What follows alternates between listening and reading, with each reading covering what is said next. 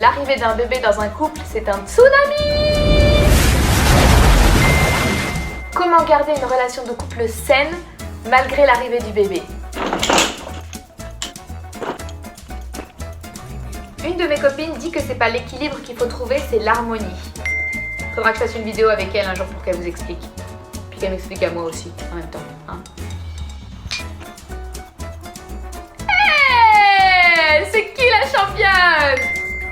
Donc voilà, si cette tour c'est l'image de ton couple, t'as construit un petit peu avec ce que t'avais, t'arrives dans ta relation, t'as des bagages, t'as des manques, t'as des certitudes, tu construis petit à petit, plouc plouc, on s'aime un peu plus, on s'engage, da da da. On va avoir un bébé, attention. Et l'arrivée du bébé. Ton équilibre, c'est fini quand à l'arrivée d'un bébé, tu comprends? Faut en trouver un nouveau. On pense qu'un bébé va nous rapprocher. On se dit, ah, quand on aura un bébé, ça va nous souder. Jamais on imagine que ça va nous diviser par moments. Est-ce que vous avez l'impression de moins compter pour votre conjoint depuis l'arrivée du bébé? Moi, j'ai très vite eu l'impression qu'on était moins complices, qu'on se disputait encore plus qu'avant, qu'on faisait presque plus de câlins. C'est normal que le bébé soit une priorité. Mais par contre, votre couple doit rester une priorité. Et ça, c'est une décision qu'il faut prendre à deux. Ça vous est jamais arrivé, vous, de vous dire « Mais qu'est-ce qu'on était bien avant les enfants ?» Parce qu'en fait, là, on va s'occuper de quelqu'un d'autre alors que j'ai pas plus d'argent, j'ai pas plus d'énergie, en fait, j'en ai même beaucoup moins, j'ai pas plus de temps, j'ai 10 fois plus d'émotions qu'avant. La fatigue n'aide pas. Quand on est fatigué, de toute façon, on voit tout en noir. Mais honnêtement, j'avais jamais eu des pensées vraiment horribles envers mon mari jusqu'à ce qu'on ait des enfants. Puis quand on a eu notre premier, la nuit, comme ça, quand il se levait pas, je commençais à avoir des pensées genre « Mais c'est un sale égoïste en fait !» Et si c'était pas un sale égoïste? Et s'il y avait plus à découvrir?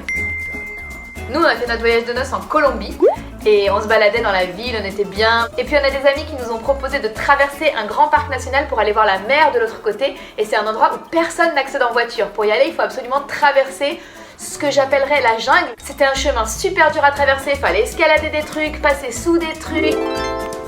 Tu vois de quoi je veux parler? Et après des heures et des heures d'efforts, on arrive à la mer.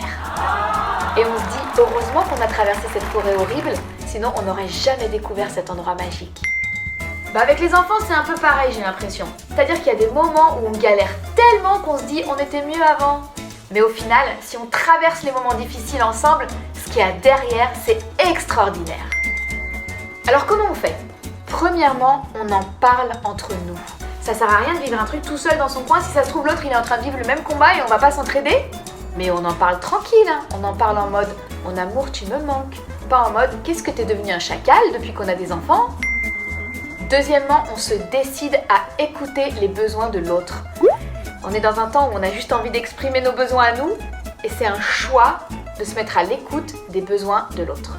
Parce que tout le monde doit donner son avis pour trouver l'harmonie quand on est à 3, ou à 4, ou à 5, ou à 6 pour nous. Ouais! Troisièmement, on décide ensemble qu'on est déterminés à trouver une solution et on se sécurise mutuellement.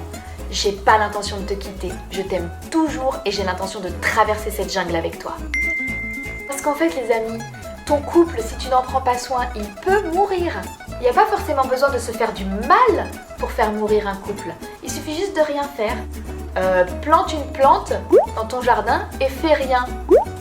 Elle va mourir. Si tu l'arroses pas, si tu la mets pas au soleil, si tu la protèges pas des dangers. Vous savez quand on voit ces papis et ces mamies qui marchent dans la main ultra amoureux, mais ils sont pas devenus des vieux amoureux. Ils ont traversé ensemble les combats de la vie. Et c'est ce que je vous souhaite aujourd'hui. Alors on est d'accord, on se met en marche parce que ce qu'il y a après la jungle, c'est extraordinaire. Bon évidemment ce sujet c'est l'objet de dizaines de vidéos, peut-être même qu'il faudrait une vidéo par couple qui existe sur Terre tellement on est tous différents, mais il y a peut-être des principes qui marchent pour tout le monde. Et si tu penses que cette vidéo peut aider une de tes copines, envoie-lui. Qu'elle sache qu'elle n'est pas toute seule dans cette galère.